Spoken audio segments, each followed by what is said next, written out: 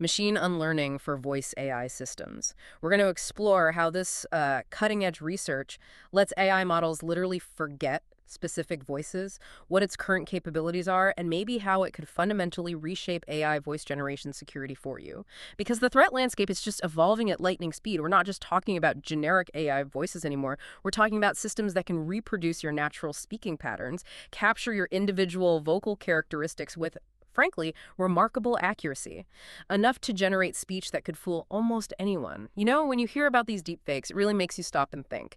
We've seen financial fraud where scammers use cloned voices on the phone, disinformation campaigns with fake speeches by public figures. Yeah, Stuff they never actually said. exactly. And even personal harassment or, non-consensual voice manipulation. Yeah, it's identity theft taken to a whole new, unprecedented level. And as awareness of these risks grows, there's this clear demand from people like you for genuine ways to opt out of voice generation systems, for proactive protection against unauthorized voice cloning, for technical solutions that go way beyond just simple content filtering, and ultimately for individual control over how your voice is used by AI.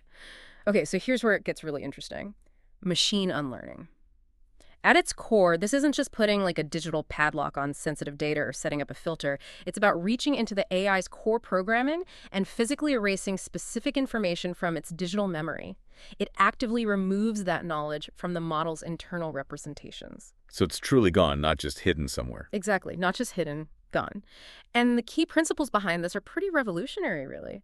Imagine selectively erasing a memory from an AI's brain without wiping everything else that's selective for getting. Right. It's not just hiding info, it's surgically removing it, a process called data redaction. And to make sure it's truly gone and can't be reverse engineered, the AI actively replaces that forgotten knowledge with pure randomization, like filling a void with, I don't know, digital static or white noise. That's precisely it. And, for someone used to simpler content filtering, the hardest mental leap might be understanding just how fundamentally different unlearning is.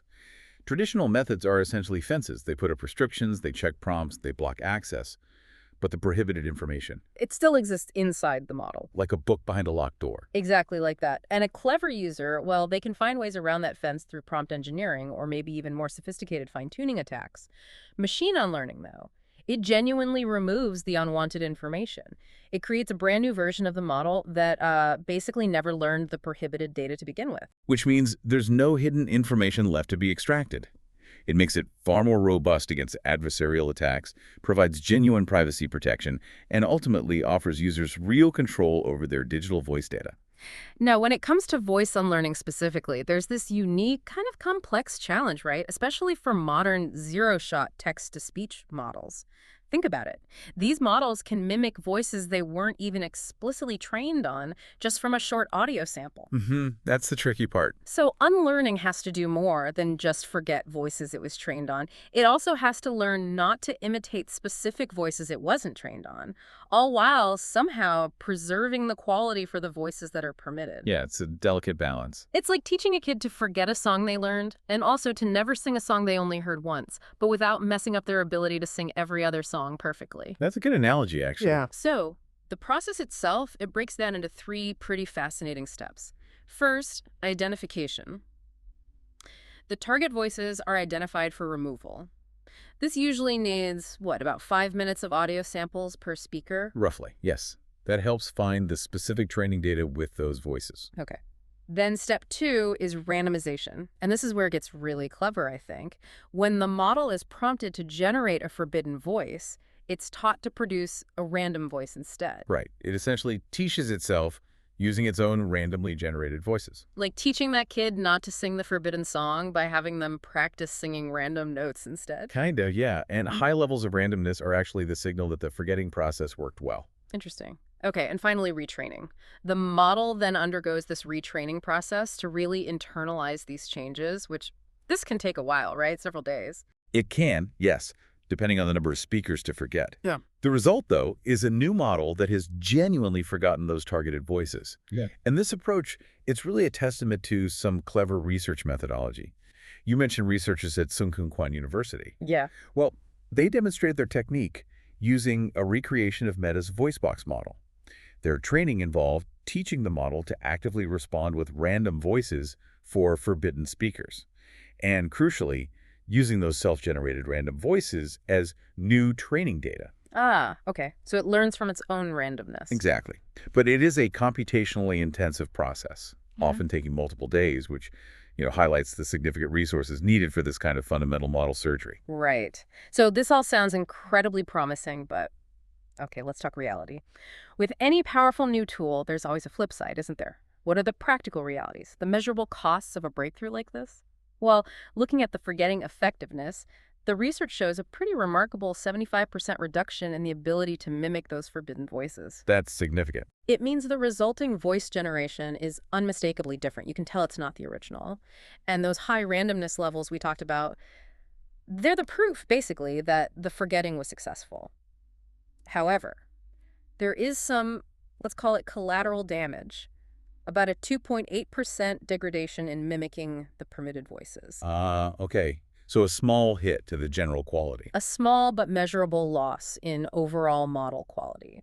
It really highlights that important trade-off between, say, absolute security and pristine performance. And that inherent tension is really captivating. Efficiency versus effectiveness. You want more thorough forgetting? Well, that requires more processing time, making the unlearning process longer and more resource-intensive. Makes sense? But if you go for faster unlearning, it might be less complete. You might leave traces of the forbidden voice behind. So finding that precise balance between speed and security is really crucial for real-world application. And then there's the question of scalability. Right. Can it handle thousands, millions of voices? Well, current methods might not easily scale to a very, very large number of speakers. The processing time and resource requirements, they increase substantially with each additional voice you want the AI to forget. Okay, so challenges remain. But despite those, the quantitative outcomes from the research, I think it was presented at the International Conference on Machine Learning, they seem genuinely impressive. They are. Demonstrating over 75% reduction in mimicry, minimal impact on the voices you want it to produce, the overall system functionality is maintained, and the performance trade-offs, while there, are considered acceptable. Mm-hmm. And the online demos, I think, provided pretty convincing evidence, showing completely different voice characteristics after unlearning, no resemblance to the original speakers, while still keeping quality high for permitted voices. It's a compelling proof of concept. Definitely. So if this technology continues to advance, who stands to benefit the most? And why is this a crucial development for you, the listener? We're already seeing significant industry interest, aren't we? Companies like Google DeepMind are actively researching machine unlearning. That's right. It's on the radar of the big players. So imagine the real-world applications. Robust protection for public figures, celebrities. Sure. Privacy safeguards for ordinary users like you who just want control over their own voice. Critical corporate voice asset protection for companies using AI, even powerful legal compliance tools. The potential for a safer digital world seems immense. It really does. And this raises really important questions about the broader implications, the ethical side of things. It points directly to individual privacy rights. The idea of a right to opt out of voice generation systems entirely, gaining control over how your personal voice data is used, ensuring protection against non-consensual voice cloning, and demanding transparency in how these AI systems are actually using training data. The challenge, though, is balancing the legitimate uses of voice AI. Think about accessibility applications, giving a voice to someone who can't speak. Absolutely vital uses. Balancing those with preventing misuse. We need to avoid any kind of overreach that stifles innovation or, becomes a form of censorship. Ultimately, this just underscores the urgent need for, robust legal frameworks, international cooperation on AI governance, clear industry standards for voice protection, and, importantly, effective enforcement mechanisms for when things go wrong. So bringing it all together then, what are the key takeaways for you from this deep dive? First, technical feasibility. Machine unlearning can effectively remove specific voices from AI models while preserving overall functionality. That seems clear. Yep, the proof of concept is there. Second, performance trade-offs. Current methods do involve measurable but seemingly acceptable degradation in model performance. A cost, but perhaps a worthwhile one. Third, industry readiness. Okay, so it's not quite ready for widespread deployment yet, but the technology certainly shows immense promise for future integration into commercial systems. The groundwork is being laid. And finally, ongoing challenges. Scalability, processing time, cost-effectiveness. These remain areas that require continued improvement, but the path forward seems clear.